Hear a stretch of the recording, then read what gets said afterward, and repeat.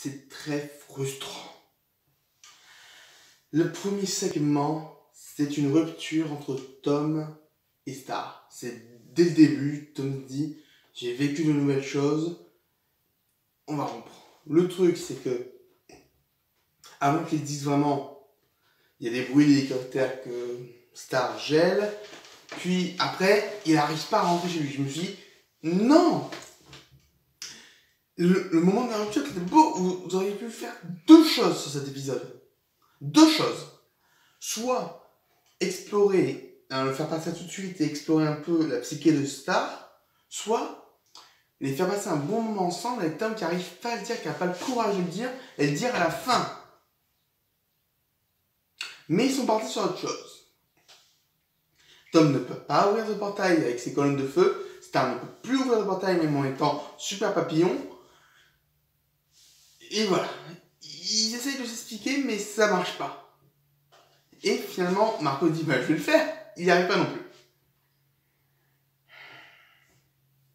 Là, j'ai compris qu'il y aurait un truc avec Muni. Et les personnages l'ont compris aussi juste après. Parce que Star n'arrive pas à appeler sa mère ou tête de licorne.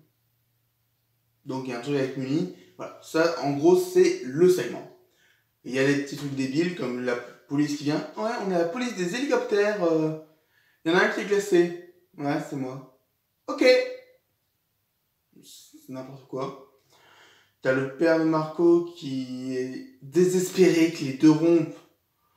Et du coup, il appelle une hotline pour ados. Parce que quand ils comprennent que c'est un adulte, ils raccrochent. Il pourrait faire des bons trucs, mais non, il reste sur du moyen. C'est dommage qu'ils aient rompu parce que Tom promettait beaucoup, mais bon. Et donc le deuxième segment, c'est genre la matinée juste après. Star se dit, je sais comment aller à Muni.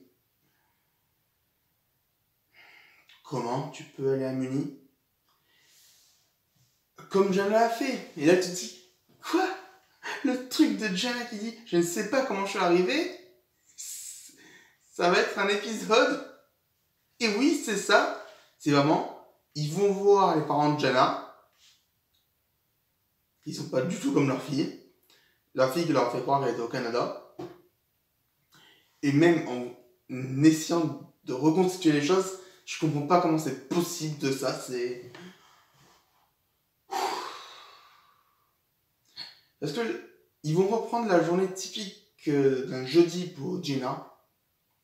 Et au bout d'un moment, ils vont se dire, tiens, on va lui mettre un peu la pression quand même. Et Gina fait, je suis vraiment désolé, je m'en souviens pas. Du coup, ils vont manger des tacos.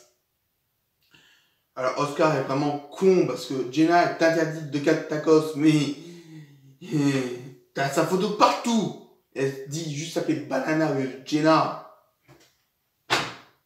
Il a ça quand même. Vous avez été au lycée ensemble. C'est n'importe quoi. Et là, t'as Jenna qui a une révélation parce que elle a le t-shirt de Marco. Que Marco devait gagner dans l'épisode précédent, avec les 200 points. Ou il y a 2 épisodes, je sais plus. Oh. Non, mais... Et là, tout lui revient. En fait, elle est allée dans les fournitures. Et en fait, il y a un puits. Et là, ils arrivent devant une fresque géante avec glossaire, les licornes, tout ça. Et ils arrivent sous une plaque d'égout. La plaque d'égout qui, dans la saison 3, la fin de la saison 3, Star et sa mère étaient bloquées dessous. Tu te dis, ah d'accord, c'était un putain de fusil de Tchekhov pour plus tard, mais c'est beaucoup trop tard. De 1, de 2, c'est n'importe quoi. Et de 3, tout ça pour ça. On aurait pu faire un seul grand épisode. Sincèrement. Tom qui arrive dans le monde, qui parle à Marco pour lui dire qu'il doit rompre avec Star, qu'il y a quelque chose. Ou à la moitié de l'épisode, ils comprennent qu'il y a un truc qui va pas avec Muni, et Tom l'a révélé. Et petit à petit, ils vont essayer de trouver un moyen pour arriver là. désolé pour le cut un peu brutal. J'ai eu un appel, donc il fallait absolument que je décroche et ça a arrêté la vidéo. Du coup, j'en étais en train de raconter une bonne version, enfin, je pense que ça aurait pu être une bonne version de ce scénario, et donc, au milieu de l'épisode, ils se rendent compte qu'il y a un truc qui va pas avec Muni, et Tom a pu enfin révéler à Star le problème. Là, on met la fin du segment.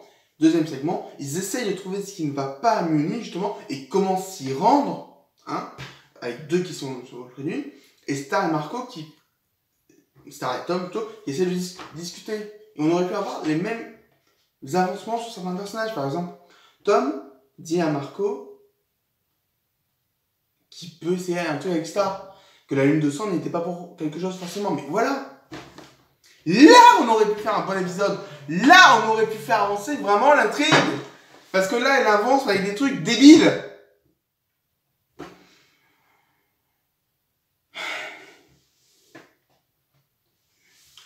Je suis vraiment déçu. Mais déçu. On nous promet du bien. On a du passable. Mais bon, ils vont retourner dans le pays des licornes. Je suis sûr que le prochain segment, ça va être que sur ça, quasiment. Ils vont devoir lutter pour aller jusqu'à Muni. Et deuxième segment, ils vont voir ce qui va pas à Muni. Mina, mais pourquoi les portails ne marchent pas, je ne sais pas. Mais je suis sûr que les prochains épisodes sera ça. J'hésite à me les enchaîner maintenant ou pas, mais on verra. Conseil 4, c'est à ton tour de parler. Et à très bientôt, merci d'avoir suivi. Ah, le bon vieux remplissage, je reconnais bien cette série-là, hein. Bon, du côté... franchement, Jana, elle avait un petit côté sympathique avant, mais elle commence de moins en moins à devenir sympathique. Voilà, c'est bien dommage. Et même Star, elle fait des trucs comme dans les épisodes précédents, comme laisser son pouf balai tout seul. Mais là, elle fait exploser un hélicoptère, parce qu'elle le laisse congé toutes les gens en s'en foutant de le libérer, et il se crache. Oh bah bravo, Star. Bon... Sinon, j'aime beaucoup quand même le personnage de Tom dans cet épisode, parce qu'il rompt simplement avec Star, en toute délicatesse. Il veut plus avec lui parce que ça fait trop du mal, mais au final, il l'accepte tout de même comme ami. Et dans le segment B, il encourage même Marco à sortir avec. Ouais, ça, je ne m'y attendais pas. De tout le bien que je pensais de Tom, je ne m'attendais pas à ce qu'il fasse une chose pareille, et pourtant, c'est ce qu'il fait. Donc, c'est très beau. Et sinon, bah ouais, et puis j'aime bien aussi le petit côté de cet épisode, que le segment raconte plusieurs choses, parce que voilà, certes ils pensent que si ils ne peuvent plus utiliser les portails, que ce soit avec la magie de Tom, la magie de Star ou les ciseaux dimensionnels, c'est parce que c'est à cause de leurs émotions. Et non, ce n'est pas ça. Voilà. Et donc là, ça suit bien, parce que le segment B est la suite directe du A, et on aurait pu faire un seul gros épisode dans les faits, en fait. Surtout que bon, le titre du segment A n'a pas grand chose à voir avec le contenu du segment. Mais à mon avis, ça doit être une question de production, je sais pas quoi. Plus de fonds de segment, plus de fric. Si jamais on doit le séparer en deux.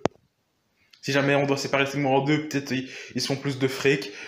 Parce que ça aurait pu être tellement un. Je répète parce que je sais pas si ça a bien enregistré, je sais pas quand je le mets sur pause. Enfin, bref, ouais, le segment B rend un peu Jana détestable. Par contre, j'ai un peu aimé ce qu'ils ont fait. Bon, déjà, ils ont repris le fait que Jana soit arrivée sur Muni sans qu'on sache comment. Ouais, c'est cool de penser à ce que vous aviez fait avant.